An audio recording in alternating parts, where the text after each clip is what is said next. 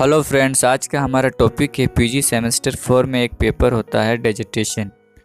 Okay, English का digitation या assignment, उसको किस तरीके से बनाया जाता है इसके बारे में हम लोग इसमें जानेंगे।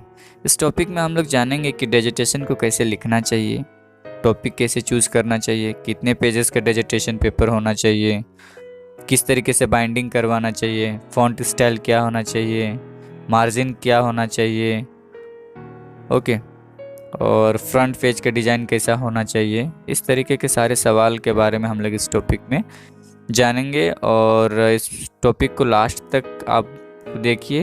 लास्ट में मैं आपको बताऊंगा कि वो कौन सी वेबसाइट है जहां पर आपको बना बनाया डिजिटेशन पेपर भी मिल जाता है। ओके, और साथ ही साथ और इसके साथ मैं आपको बता दूं कि इसकी और एक वीडियो आएगी जिसमें हम लोग वाइवा के बारे में डिस्कशन करेंगे कि डिजिटेशन में जो वाइवा होता है उसमें किस किस तरीके से सवाल पूछे जा सकते हैं। ओके, सारे कन्फ्यूज़न के बारे में हम लोग बात करेंगे। इसमें इस टॉपिक में हम लोग बस बात करेंगे कि डिजिटेशन को लिखने के बारे में, असाइनमेंट के बारे में, और नेक्स्ट वीडियो में हम लोग डिस्कस करेंगे कि वाइवा के बारे में कि किस किस तरीके से सवाल पूछे जा सकते हैं। ओके, चलिए स्टार्ट करते हैं। फर्स्ट क्वेश्चन कि डिजिटेशन कैसे लिखना चाहिए। डिजिटेशन अक्सर या तो पीजी के सिलेबस में जो टॉपिक दिया गया है वहीं से चूज़ करना चाहिए, या फिर आप ग्रेजुएशन के सिलेबस से भी चूज़ कर सकते हैं, या फिर किसी दूसरे टॉपिक को भी चूज़ कर सकते हैं जो आपके सिलेबस में ना हो। ओके, और इसके अलावा बहुत से कॉलेज में होती है कि टीचर्स के द्वारा भी टॉपिक दिया जाता है कि इस टॉपिक के बारे में लिखना है, तो आप को जिस प्रकार से इन्फॉर्मेशन मिले आप उस तरीके से लिख सकते हैं। डिजिटेशन में आप इंडियन, ब्रिटिश, अमेरिकन, इनके जो प्रोज, पोइट्री, ड्रामा या फिर राइटर के बारे में, इन सभी चीज़ों को आप चूज कर सकते हैं जिसके बारे में आपको ज़्यादा से ज़्यादा आपके पास इन्फॉर्मेशन हो। आप उसी टॉपिक को चूज कीजिए ताकि आपको ज़्यादा से ज़्यादा पेजेस लिखने में सहूलियत हो। नेक्स्ट क्वेश्चन है कैसा टॉपिक चूज करें ताकि वो उसको हम लंबा या फिर ज़्यादा पेजेस में लिख सकते हैं। तो कैसा टॉपिक को हम चूज़ करें, ये हमारा सेकंड क्वेश्चन है। टॉपिक आप ज़्यादा कोशिश करें कि कंपैरिजन वाला चूज़ करें क्योंकि आपको ज़्यादा पेज लिखना है। इसलिए कंपैरिजन का मतलब है कि जैसे आप दो इंडियन राइटर लेते हैं, फर्स्ट है प्रेमचंद और दूसरा है मुल्कराज आनंद। दोनों का एक एक वर्क लेते हैं और उन दोनों वर्क में जो समानता है और विभिन्नता है, डिफरेंसेस है, दोनों का कंपैरिजन करेंगे और लास्ट में कंक्लूजन लिख देंगे। तो इससे क्या होगा कि जो हमारा पेज काउंटिंग है वो ज़्यादा जाएगा। और अगर यदि हम लोग सिर्फ एक ही राइटर के बारे में लेते हैं तो हो सकता है कि आपके पास इंफॉर्मेशन कम पड़ जाए। ओके, इसके साथ साथ आप 2-3 राइटर को भी चूज़ कर सकते हैं जिनका जो लिखने का थीसिस है, जिनका जो लिखने का पर्पस है वो लगभग मिलता जुलता हो। जैसे कि इंडियन राइटिंग में आप देख सकते हैं दलित महिलाओं पर, फीमेल एजुकेशन पर, महिलाओं के अधिकार पर बहुत सारे आपको कैरेक्टर मिलेंगे जो विभिन्न राइटर के द्वारा विभिन्न वर्क में लिया गया है। ओके, तो आप इस तरीके से भी चूज कर सकते हैं 4-5-6 राइटर्स जो इन सभी के बारे में डिस्कस किए हैं, उनके कैरेक्टर को और उनके जो टॉपिक है उनको पिक करके आप लिख सकते हैं स्टेप बाय स्टेप तरीके से। ओके, जस्ट एन एग्जांपल हम लोग देख सकते हैं। प्रेमचंद का एक वर्क है गोदान में आप गरीबी देख सकते हैं कि उसमें गरीबी के बारे में दिखाया गया है कि लोग पहले के दौर में कितने गरीब हुआ करते थे। वो जमींदारों के ज़मीन पर खेती किया करते थे और बदले में कर दिया करते थे। तो उन गरीब लोगों की किस प्रकार से कंडीशन थी, समाज में गरीबों की क्या स्थिति होती थी, इन सभी चीज़ों के बारे में उसमें दिखाया गया है। इसके साथ साथ उसमें दलितों के बारे में भी दिखाया गया है गोदान में। जैसे कि दलित महिला एक कैरेक्टर है सिलिया, उसकी क्या कंडीशन होती है उसके बारे में बताया गया है। तथा मुल्कराज आनंद का वर्क जो है जिसमें अनटचेबल है में आप देख सकते हैं कि लाखा नाम का एक कैरेक्टर है जो अछूत होता है, अनटचेबल पर्सन होता है, लोअर कास्ट का होता है, उसका क्या कंडीशन था सोशल में। ओके, और क्या क्या प्रॉब्लम्स का उसको सामना करना पड़ रहा था। इस तरीके से आपको इंटरनेट में बहुत सारे कैरेक्टर मिलेंगे। इसके अलावा आप ब्रिटिश में ब्रिटिश राइटिंग में देख सकते हैं कि विलियम शेक्सपियर हैं, उनको आप ले सकते हैं। आप इनमें दिखा सकते हैं जैसे कि विलियम शेक्सपियर के ट्रेजेडी को एक साइड ले सकते हैं और दूसरे में कॉमेडी को ले सकते हैं। दोनों वर्क को लेके आप उसमें कंपैरिजन कर सकते हैं और इसके अलावा आप लास्ट में कंक्लूजन भी लिख सकते हैं। मतलब घुमा फिरा के अगर यदि कहा जाए तो आप वैसे टॉपिक को चूज़ कीजिए कंपैरिजन में भी जो टॉपिक थोड़ा मिलता जुलता हो और उसमें सिमिलरिटीज़ को भी दिखाइए और डिफरेंसेस को भी दिखाइए और लास्ट में उनका कंक्लूजन कर दीजिए, तो आपको शायद ज़्यादा इंफॉर्मेशन इसमें कलेक्ट होने के चांसेस रहता है। और फाइनली घुमा फिरा की यही बात है कि अगर यदि मेरा सजेशन हो तो आप कंपैरिजन वाला लीजिए ताकि आप ज़्यादा लिख सकते हैं, और अगर यदि आप जनरल किसी एक राइटर को चूज़ करते हैं तो उसके बारे में इंफॉर्मेशन कलेक्ट करने में शायद आपको प्रॉब्लम्स का सामना करना पड़े। ओके, तो आप 2 राइटर का कंपैरिजन की जगह पे आप 3 राइटर को भी ले सकते हैं और उनके भी एक एक वर्क को दिखा के आप उनका कंपैरिजन कर सकते हैं। ओके, आते हैं नेक्स्ट क्वेश्चन, थर्ड क्वेश्चन जो सबसे इम्पोर्टेंट है, लिखना कैसे स्टार्ट करें, मतलब किस टाइप से हम लोग लिखना स्टार्ट करेंगे। ओके, तो सबसे इम्पोर्टेंट टॉपिक यही है कि हम लोग लिखना कैसे, अगर यदि हम लोग इन्फॉर्मेशन कहीं से कलेक्ट कर भी लेते हैं तो लिखना कैसे स्टार्ट करेंगे, इस पे हम लोगों को सबसे ज़्यादा कन्फ्यूज़न रहता है। ओके, तो आप पिक्चर्स में देख सकते हैं फर्स्ट में कि फर्स्ट वाला हम लोग किस तरीके से डिज़ाइन कर सकते हैं।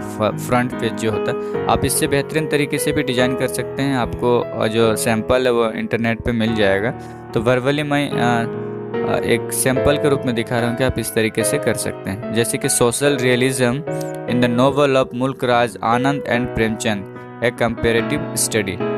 ओके, तो आप इसको देख लीजिए कि किस तरीके से इसमें लिखा हुआ है, डेजिटेशन के बाद किस तरीके से लिखना चाहिए, और सबसे नीचे में सबमिटेड की जगह में अपना details, roll number, registration number, session इसको मेंशन करना चाहिए। और राइट साइड में आपको जब डेजिटेशन लिखने के लिए कहा जाएगा तो आप किसी जो सुपरवाइज़र हैं उनके अंडर में रहेंगे, वो आपको निगरानी करेंगे कि आप किस तरीके से लिख रहे हैं, किस टॉपिक को चूज़ कर रहे हैं, उसमें क्या क्या कमियां हैं, उसको किस तरीके से इम्प्रूव किया जाए। तो आपके लिए एक सुपरवाइज़र होंगे, उनके बारे में मेंशन करना है।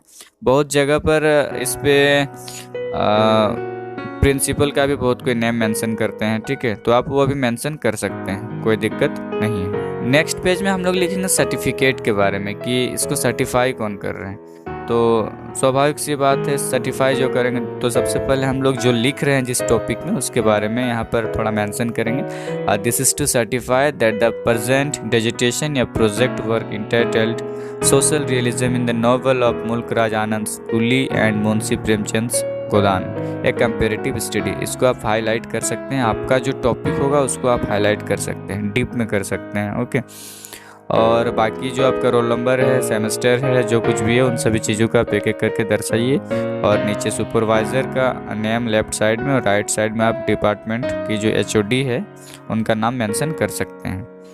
ओके, नेक्स्ट पेज में हम लोग लिखेंगे एक्नॉलेजमेंट। इसमें इस तरीके से आप लिख सकते हैं, इसमें और भी तरीके हैं जिसको आप अप्लाई कर सकते हैं, लेकिन मैं बस एक सैम्पल दिखा रहा हूँ कि आप इस तरीके से लिख सकते हैं। तो एक्नॉलेजमेंट में हम लोग लिखेंगे it is the strongest most accelerating experience to see this project at its conclusion and I have a few wonderful people to thank.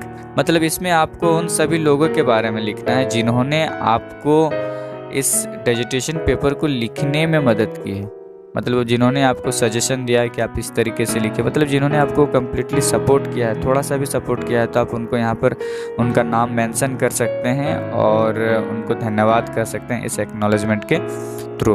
और नीचे में राइट साइड में अपना नाम मेंशन कीजिएगा, लेफ्ट साइड में आप हो सके तो आप डेट भी मेंशन कर सकते हैं, कोई दिक्कत नहीं। फिर नेक्स्ट पेज में हम लोग कंटेंट के बारे में देखेंगे।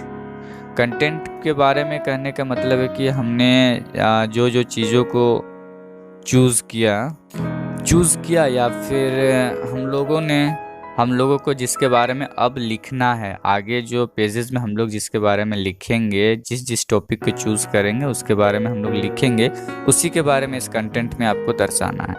लेफ्ट साइड में आप चैप्टर, उसके बाद कंटेंट आप जो लिखना चाहते हैं कॉलम रहेगा, उसके बाद आप पेज नंबर मेंशन कर सकते हैं। ओके, इसको आप अलग तरीके से भी डिजाइन कर सकते हैं रो कॉलम के रूप में। ओके, कोई दिक्कत नहीं है। जैसे कि फर्स्ट में कंटेंट में अब्स्ट्रैक्ट जो होता है, this study while making a humble try to work out a comparison between the two good Indian writers and social realists Mulk Raj Anand and Premchand aims at penetrating the grounds and parameters of their portray of the reality। मतलब इसमें abstract में generally लिखा जाता है कि आप इसको कह सकते हैं कि शॉर्ट समरी कह सकते हैं कि आप किसके बारे में आगे डिस्कस करने वाले हैं, किस टॉपिक को आप चूज़ करने वाले हैं और उस टॉपिक में आप किन चीज़ों को महत्व देने वाले हैं। जैसे कि इन दोनों टॉपिक में, जैसे कि मुल्क राज आनंद और प्रेमचंद के द्वारा मैं जो दो टॉपिक चूज़ किया हूँ, मुल्क राज आनंद का अनटचेबल और प्रेमचंद का गोदान, तो इन दोनों के टॉपिकों में मैं कंपेयर करने वाला हूँ रियलिटी को, कि वास्तविक लाइफ उस वक्त क्या थी, लोगों का कंडीशन क्या था, खास करके गरीब लोगों का क्या कंडीशन था। इन सभी चीज़ों के बारे में मैंने इस टॉपिक में जिक्र किया है। तो इसके बारे में मैंने शॉर्ट में हल्का सा दर्शाया है यहाँ पर, और साथ ही साथ थोड़ा सा समरी एनालिसिस भी मैंने इस टॉपिक का किया है कि ये टॉपिक कब पब्लिश हुआ था, कब लिखा गया था, किन के द्वारा लिखा गया था, किन किन चीज़ों के अहम मुद्दों के बारे में इस टॉपिक में बातें की गई हैं। तो आप भी एब्स्ट्रैक्ट में इन सभी चीज़ों को दर्शा सकते हैं।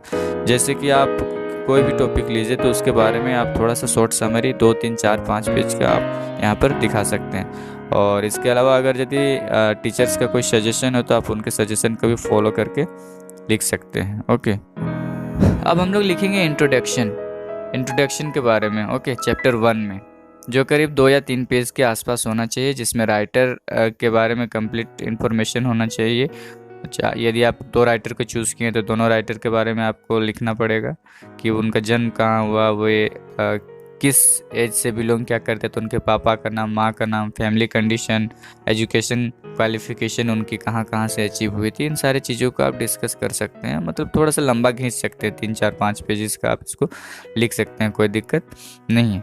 उसके बाद चैप्टर 2 में यदि मान लेते हैं आप कंपेरेटिव स्टडी वाला लिए हैं, तो आप इसमें कर सकते हैं कि आप सिमिलरिटीज़ को पहले दर्शाइए। पहले फर्स्ट वाले राइटर को लीजिए, ओके, उसके फर्स्ट वाले राइटर जो है उनके वर्क को दर्शाइए।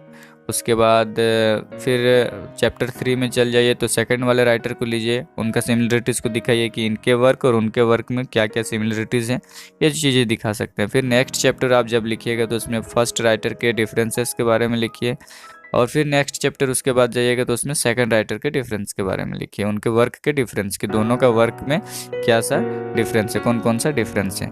और फाइनली आपको लास्ट में कंक्लूजन लिखना नेसेसरी हो जाता है। आप कंक्लूजन ज़रूर से ज़रूर लिखिए कि हमने जिस टॉपिक के बारे में जिस टॉपिक के बारे में डिस्कशन किया, वो उसमें हम लोगों ने क्या पाया, क्या सिमिलरिटीज़ मिला, क्या डिफरेंसेस मिला, उसी चीज़ को जो पहले हम लोगों ने डिस्कस किया उसी को शॉर्ट फॉर्म में यहाँ पर मेंशन कर देना।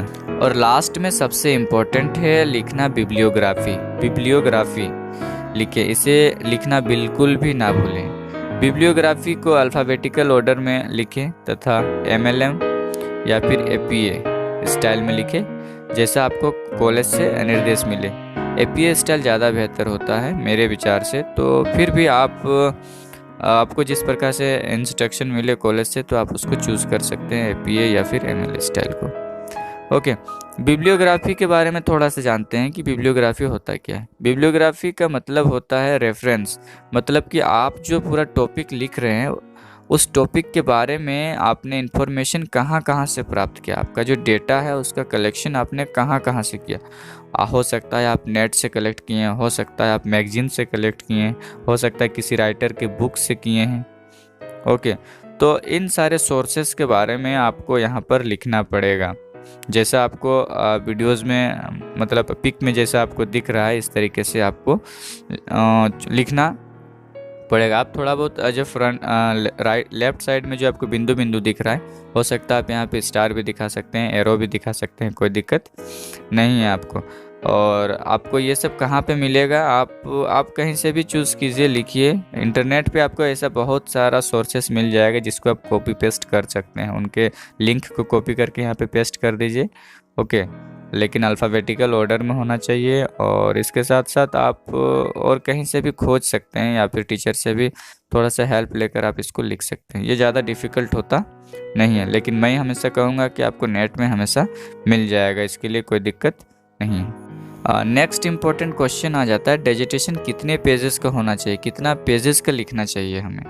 आमतौर पर डिजिटेशन लगभग 75 से 80 पेजेस का होना चाहिए। और ये सिर्फ पीजी के लिए मैं बता रहा हूँ। अगर यदि आप रिसर्च के लिए जा रहे हैं पीएचडी के लिए, तो वहाँ पे आपको 175, 200 प्लस आपको वहाँ पे लिखना पड़ सकता है। लेकिन पीजी में ज़्यादातर 60 प्लस से लेकर इधर आप 100 पेजेस तक जा सकते हैं according to your information. Okay, और इसके साथ साथ आप को अगर यदि कॉलेज से कोई इन्फॉर्मेशन मिले टीचर्स के द्वारा कि हाँ आप इतने पेजेस लिख लो चल जाएगा, तो आप उसको भी फॉलो कर सकते हैं। लेकिन मैं एक बेसिक बता रहा हूँ कि इतना पेजेस का होना चाहिए डिजिटेशन।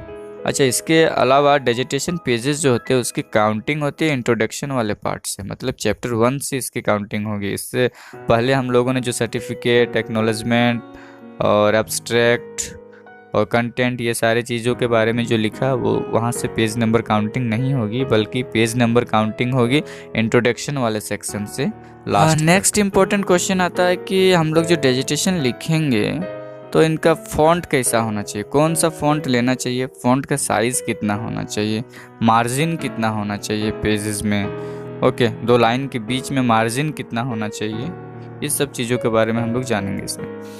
तो आप फ़ॉन्ट में टाइम्स ऑफ रोमन ले सकते हैं या फिर एरियल ले सकते हैं। ओके, और उसका फ़ॉन्ट साइज़ यदि हेडिंग हो तो 18, 18 या 20 रख सकते हैं, तथा बाकी जो लेटर्स होंगे उसमें 12 रखिए, 14 रखिए या 16 रखिए, आप अपने अनुसार रख सकते हैं। डिपेंड करता है कि उसका व्यू कैसा आता है, मतलब वो दिखने में बस अच्छा होना चाहिए, फ्रेश लगना चाहिए, क्लीन लगना चाहिए, तो ठीक होता है। ओके, बाकी आपको कॉलेज से इन्फॉर्मेशन मिल ही जाएगा कि फ़ॉन्ट कितना रखना है और कौन कौन सा आपको फ़ॉन्ट स्टाइल रखना है। ओके, इसके अलावा कॉलेज से आपको ये भी इन्फॉर्मेशन मिल सकता है कि हमें मार्जिन कितना छोड़ना चाहिए, और ऊपर का मार्जिन कितना छोड़ना चाहिए, नीचे का मार्जिन कितना, लेफ़्ट साइड का कितना, राइट साइड का कितना। ओके, और 2 लाइन्स के बीच में कितना स्पेस होना चाहिए, इसके बारे में भी आपको कॉलेज से मिल जाएगा। अच्छा, मिले अगर यदि किसी को ना मिले तो हमें औसतन जो पिक्चर में आपको दिख रहा है उसमें आप देख सकते हैं कि लेफ़्ट साइड में जो मार्जिन है वो थोड़ा ज़्यादा छूटना चाहिए, क्योंकि उस साइड हमें बाइंडिंग भी करवाना होता है, तो वहाँ पे जगह थोड़ा सा चला जाता है। तो लेफ़्ट साइड थोड़ा सा ज़्यादा छोड़ना चाहिए, राइट साइड में कम। मतलब बाइंडिंग होने के बाद दोनों साइड का जो मार्जिन है लगभग सेम होना चाहिए, और ऊपर में आपने जितना मार्जिन छोड़ा है उतना नीचे भी आपका छूटना चाहिए। और 2 लाइन के बीच में करीबन 1 स्पेस बार इतना का आप छोड़ सकते हैं। कोई मतलब एक इंटर क्लिक करते हैं, नेक्स्ट इंटर पे जाते हैं तो एक लाइन जो छूट जाता है वो उतना आप रख सकते हैं, कोई दिक्कत नहीं। मतलब बेसिकली अगर कहा जाए तो जो आप लिख रहे हैं उसका व्यू अच्छा आना चाहिए, जो चेक करने वाले होंगे उनको पसंद आना चाहिए, बस इसी चीज़ का आपको ज़्यादा इसमें ध्यान रखने की आवश्यकता है। और सबसे लास्ट क्वेश्चन है कि बाइंडिंग कैसे करवाना चाहिए। बाइंडिंग आप 2 तरह से करवा सकते हैं, एक तो कवर बाइंडिंग करवा सकते हैं, दूसरा स्पाइरल बाइंडिंग आप करवा सकते हैं। वीडियो में जैसे आपको दिख रहा है कि स्पाइरल बाइंडिंग जो होता है वो किस तरीके से होता है, ठीक है। बाकी और दूसरे वीडियोज़ में आप देख सकते हैं यहाँ पर कि कवर वाला वाइंडिंग कैसे होता है। तो मैक्सिमम आप कोशिश कीजिए कि कवर वाला वाइंडिंग करवाइए, जो करीबन 180 190 आसपास का, जहाँ जैसा रेट है वैसा लेता है, 180 190 टाइप से। और जब भी आप फ्रंट पेज को करवाइए, फ्रंट पेज जो होता है, जो हम लोगों का फ्रंट में दिखता है, उसको आप सीट पेपर में करवाइए, मतलब फ़ोटो पेपर में उसको करवाइए। वो थोड़ा मोटा होता है, जिसमें हम लोग फ़ोटो निकालते हैं, A4 साइज़, पासपोर्ट साइज़ जो फ़ोटो निकलता है, उस पेज में आप उसको करवाइए ताकि वो ज़्यादा ग्लो करेगा। ओके, और उसको आप फ्रंट पेज में चिपका सकते हैं। वो मतलब सब कुछ कर देगा दुकान वाला, इसके लिए आपको टेंशन लेना नहीं है। तो आप देख सकते हैं कवर वाइंडिंग किस तरीके से होता है और स्पाइरल वाइंडिंग किस तरीके से होता है। आप वीडियो में देख सकते हैं और थोड़ा सा इन्फॉर्मेशन ले सकते हैं। बाकी आपको इंटरनेट पे बहुत सारी वीडियोस मिल जाएगी जो जिससे आपको समझ में आ जाएगी कि बाइंडिंग किस तरीके से होता है। बाकी आप प्रिंट वाले दुकान पे चले जाइए जहाँ पर इस तरीके से काम होता है, वो आपको आसानी से कर देगा। आपको कोई भी प्रॉब्लम्स का सामना करना नहीं पड़ेगा। मैं आपको बता दूं कि आप एक वेबसाइट है शोधगंगा के वेबसाइट पर आप सर्च करके देख सकते हैं कि डिजिटेशन पेपर के कुछ हिंट्स मिल सकते हैं आपको। वहाँ पर बहुत सारे डिजिटेशन पेपर बने हुए हैं जो कि रिसर्चर लोग के हैं। वो करीबन 175, 180, 200 इतने पेजेस के हैं। तो आप उनके डिजिटेशन पेपर से कुछ इंपॉर्टेंट वर्क को पिक करके निकाल सकते हैं, कॉपी पेस्ट करके भी आप लिख सकते हैं। कुछ पता मतलब आपको बहुत सारा हेल्प हो जाएगा उससे। ठीक है, तो आप ऐसा कर सकते हैं। शोधगंगा वेबसाइट में फिर से कर रहा हूँ, शोधगंगा। वहाँ पर आप किसी भी राइटर के बारे में टाइप कीजिए, मैक्सिमम जो टॉपिक आप लिखिएगा उसके बारे में आपको वहाँ पर मिल ही जाएगा। ओके, और इसके साथ साथ मैं आपको हिंट्स में बता दूँ कि अगर यदि जहाँ पर और सारे बच्चे टाइपिंग करवाते हैं डिजिटेशन पेपर का, उन दुकानों में भी जाके आप यदि पता कीजिएगा तो आपको वहाँ से भी मिल सकता है। क्योंकि दुकानदार जो है वो टाइप करते हैं और उनके पास जो रॉ फाइल होता है वो उन लोगों के पास उपस्थित होता है, प्रेजेंट होता है। तो आप पैसे देकर उनसे भी डायरेक्ट खरीद सकते हैं और उसके बारे में आप पढ़कर इन्फॉर्मेशन अपने माइंड में रख सकते हैं, ताकि आपको उससे रिलेटेड जब वाइवा में सवाल पूछा जाएगा तो आप जवाब दे सकते हैं। मैं आशा करता हूँ कि डिजिटेशन से रिलेटेड अधिक से अधिक कन्फ्यूज़न जो है आपका अब समाप्त हो गया होगा। यदि वीडियो पसंद आई है तो वीडियो को लाइक करें, चैनल को सब्सक्राइब कर दीजिए। धन्यवाद।